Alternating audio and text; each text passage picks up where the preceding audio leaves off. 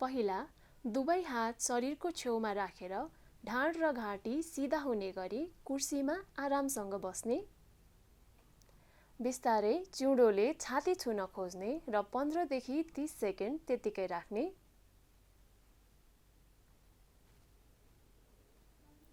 अब बिस्तारै छोड्ने।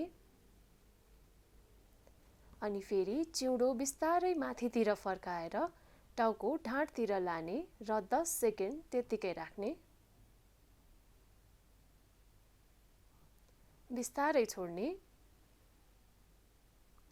यसरी नै 10 पटक यो व्यायाम दोहोर्याउने। पहिला दुवै हात शरीरको छेउमा राखेर ढाड र घाँटी सिधा हुने गरी कुर्सीमा आरामसँग बस्ने। बिस्तारै टाउको दायाँ काँधतिर लगेर कानले छुन खोज्ने र 10 सेकेन्ड त्यतिकै राख्ने। बिस्तारै छोड्ने। त्यसरी नै टाउको बायाँ काँधतिर लगेर कानले छुन खोज्ने र 10 सेकेन्ड त्यतिकै राख्ने। बिस्तारै छोड्ने। यसरी नै 10 पटक यो व्यायाम दोहोर्याउने। पहिला दुवै हात शरीरको छेउमा राखेर ढाड र घाँटी सिधा हुने गरी कुर्सीमा आरामसँग बस्ने। बिस्तारै टाउको दायाँतिर जति सकिन्छ मोड्ने र 15 देखि 30 सेकेन्ड त्यतिकै राख्ने। बिस्तारै छोड्ने। यसरी नै अब टाउको बायाँतिर जति सकिन्छ मोड्ने र 15 देखि 30 सेकेन्ड त्यतिकै राख्ने।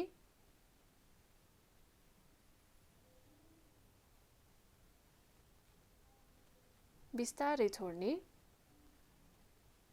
यसरी नै यो व्यायाम 10 पटक दोहोर्याउने।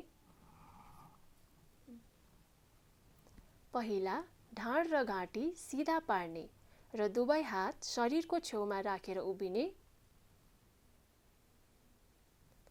बिस्तारै दुवै कुमलाई सके जति पछाडितिर ढकेल्ने र 5 सेकेन्ड त्यतिकै राख्ने। बिस्तारै छोड्ने। यसरी नै यो व्यायाम 10 पटक दोहोर्याउने र दिनमा 2 पटकसम्म गर्न सकिन्छ।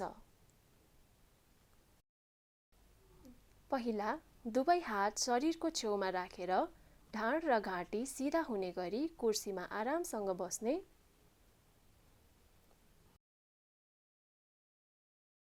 बिस्तारै आफ्नो हात निधारतिर लग्ने र हत्केलाले टाउकोलाई र टाउकोले हत्केलालाई ढकेल्न खोज्ने। 15 सेकेन्ड त्यतिकै राख्ने।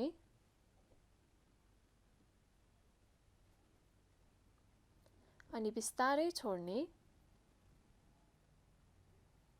यसरी नै यो व्यायाम 10 पटक दोहोर्याउने। पहिला दुवै हात शरीरको छेउमा राखेर ढाड र घाँटी सिधा हुने गरी कुर्सीमा आरामसँग बस्ने।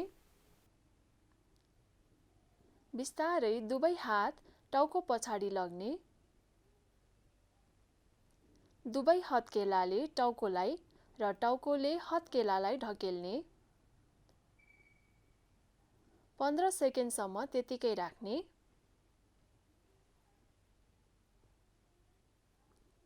अब बिस्तारै छोड्ने।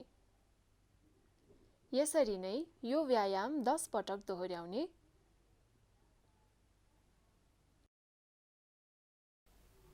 पहिला दुवै हात शरीरको छेउमा राखेर ढाड र घाँटी सिधा हुने गरी कुर्सीमा आरामसँग बस्ने। बिस्तारै दायाँ हात टाउकोको छेउतिर लग्ने र हत्केलाले टाउकोलाई र टाउकोले हत्केलालाई ढकेल्ने। 15 सेकेन्ड त्यतिकै राख्ने। अनि बिस्तारै छोड्ने।